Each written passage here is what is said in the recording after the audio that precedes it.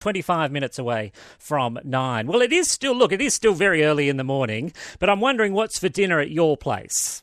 We all, of course, have our different tastes, so I probably won't try to guess this morning, but there is at least, I think, one ingredient I can confidently predict that will play a part. Salt.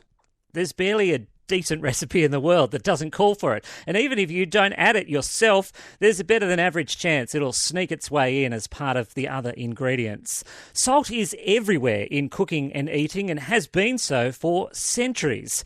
But as you probably know, it's not great for you in excess and ultimately can cause the conditions that kill millions of us every year.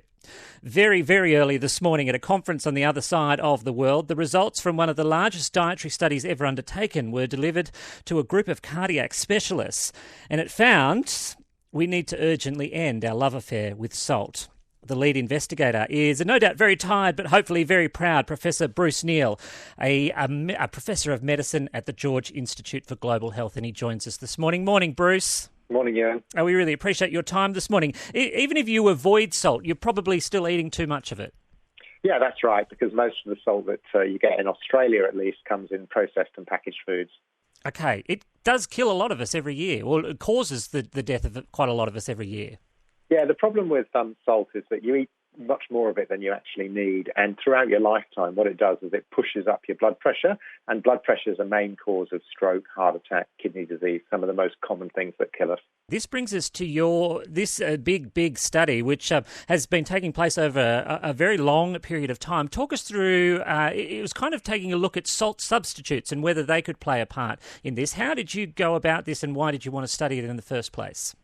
Yeah, so we were looking for a healthier alternative to regular salt, and salt substitutes are interesting because what they do is they replace some of the sodium chloride in salt, which is what salt is, with potassium chloride, and what that means is that you're eating less sodium, which is the bad bit, and you're eating more potassium, and potassium itself actually lowers blood pressure.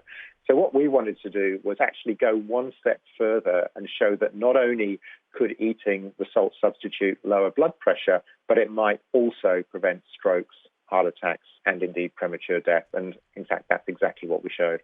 Before we get to exactly how you went about looking at this study, salt substitutes, for those, are these actually things that you can buy in Colesworth on the shelf? Yeah, you can do.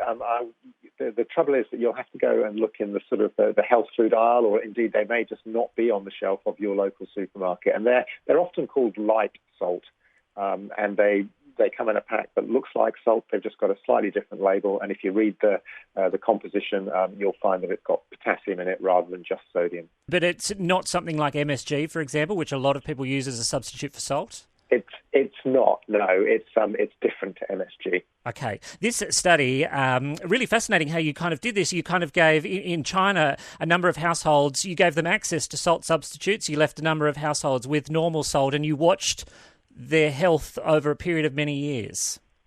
Yeah, look, we did the study in China because in rural China they eat a fair bit of salt, and that most of the salt they eat is actually salt they add at home when they cook or season or preserve food. So it's a great place to actually be able to test the idea, because if you wanted to test it in Australia, you wouldn't be able to get at all the salt in people's diet because you'd have to change all the foods they eat, and because so much of the salt comes from packaged and processed foods.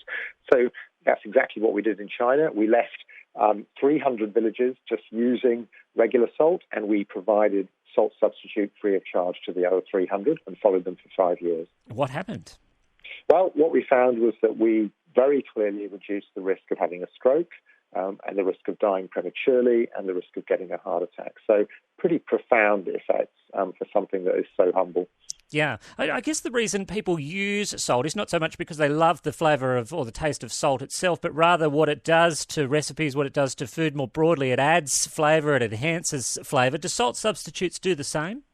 They do, actually. And we chose this particular salt substitute with 75% sodium chloride, so it's still 75% salt. It's only 25% potassium chloride because it tastes very similar to regular salt, and people get used to it very, very quickly. We talk about sugar substitutes, for example, and often you'll listen to dietitians and nutritionists talk about, well, the evidence is still out. We're not really sure whether these different things that they're putting in cans of Coke, for example, at the moment are particularly healthy for you over the long term. But you've kind of done the same with salt substitutes and found that they're perfectly healthy. They're perfectly good for you. They're not going to hurt in the long run.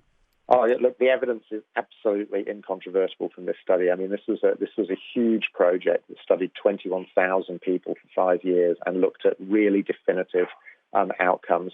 There is no doubt that eating a salt substitute instead of regular salt will, in the long run, be good for you, not bad for you. So all of us should be swapping this morning. Frankly, yes. I mean, everyone in the world who eats salt, and that's most people, ought to be eating salt substitute, not salt. Okay, but just the issue, I guess, is access to it at the moment, and it's not so widely known or found. That's right. I mean, we spent 10 years doing this study. I think I'm probably going to have to now spend the next 10 years doing exactly what you described, making it sure it's on the shelves of all the supermarkets and making sure that everyone knows about it. Professor Bruce Neal, thank you so much for staying up for us this morning. We really appreciate it. My pleasure.